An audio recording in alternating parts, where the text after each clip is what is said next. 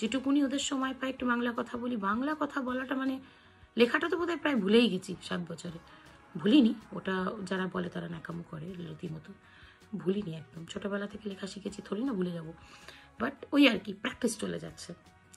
So আমি মনে করলাম এটা একটা খুব ভালো টাইম। সবার প্রথম আমি বলতে চাই যে কেন ভালো টাইমটা, সেটা হচ্ছে আমি প্রেগনেন্ট, আবার প্রেগনেন্ট। কারণ অলরেডি আমার একটা 9 বছরের ছেলে আছে। আর আমি আমার সেকেন্ড স্ক্যান যখন হয়েছে তখন আমি এখানে জানতে পারা যায় যে জেন্ডার রিভিল হয় যে ছেলে নামে। তো আমি জানতে পারলাম যে আমার মেয়ে হতে চলেছে। তো আমি ভীষণ এক্সাইটেড, ভীষণ হ্যাপি। সো আমি মনে করলাম যে এটা তোমাদের সঙ্গে শেয়ার করলে মন্দ হয় না। আর এখন না, এখন লন্ডন, আমেরিকা বা কলকাতা বলে কথা না, আই থিঙ্ক সবার লাইফে সবাই এত বিজি।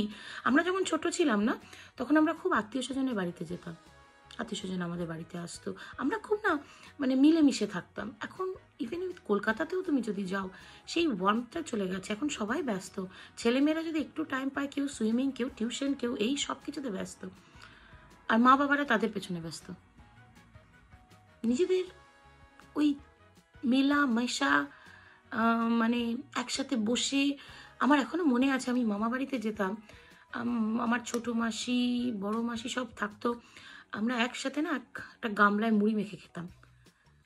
সেই একটা গামলায় মুড়ি মেখে সবাই ওখান থেকে খাওয়ার যে মজাটা, আমার মনে হয় না এখনকার বাচ্চারা খুব একটা সেটা ফিল করে বলে। তার মধ্যে তো মানে ওই পেতো বাঙালিতে বললে বলা যায় না যে গোদের উপর বিস্ফোরা, যে করোনা ভাইরাস, এতে তো আরও ডিস্টেন্স বাড়িয়ে দিয়েছে। এই সময় যেসব বাচ্চারা জন্মেছে তারা তো স্কুলই দেখতে পায়নি, অন্য কিছু তো অনেক দূরের কথা। আমার ছেলেই দেখুন না, যে আজ এখানেই মানুষ হয়েছে, 2 বছর যখন বয়স তখন চলে এসেছে লন্ডনে, এখানেই মানুষ হয়েছে। হার্ডলি আমরা বোধহয় 2বার ইন্ডিয়া গেছি। আমরা চেষ্টা করি ভিডিও কল করে, ছবি দেখিয়ে যে এরা তোমার এই আত্মীয় ওই আত্মীয়, বাট সেই কানেকশনটা হয় না যেটা আমাদের ছিল।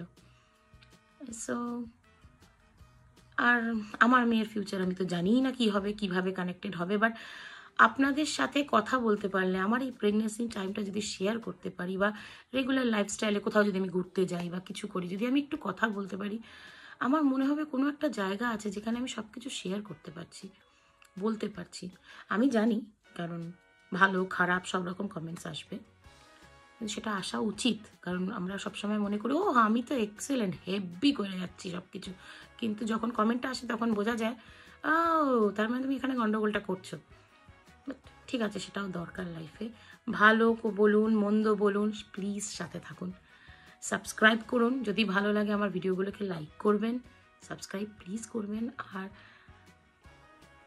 আর কি বলবো, যে বেল আইকন, কথা ভুলে গেছি, দেখুন প্রথম ইন্ট্রোডাকশন ভিডিও সব ভুলে যাচ্ছি, বেল আইকনকে প্রেস করবেন যাতে আমার নতুন ভিডিওগুলো আসতে থাকে।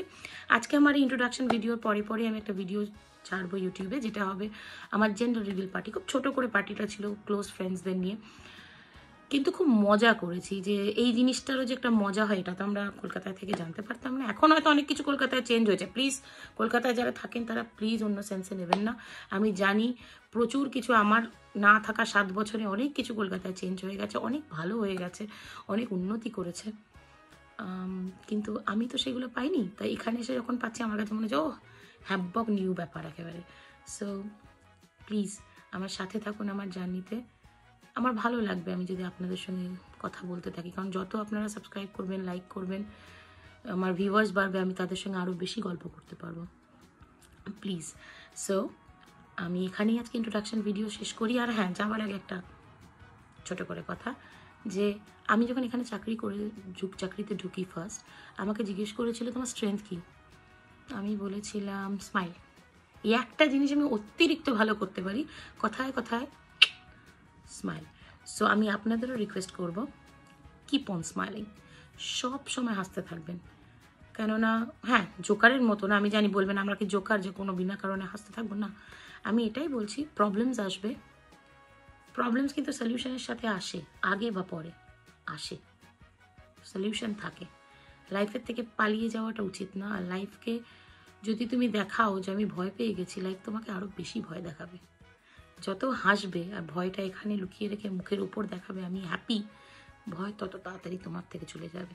এটা আমার ধারণা, নট নেসেসারি আপনাদের হবে।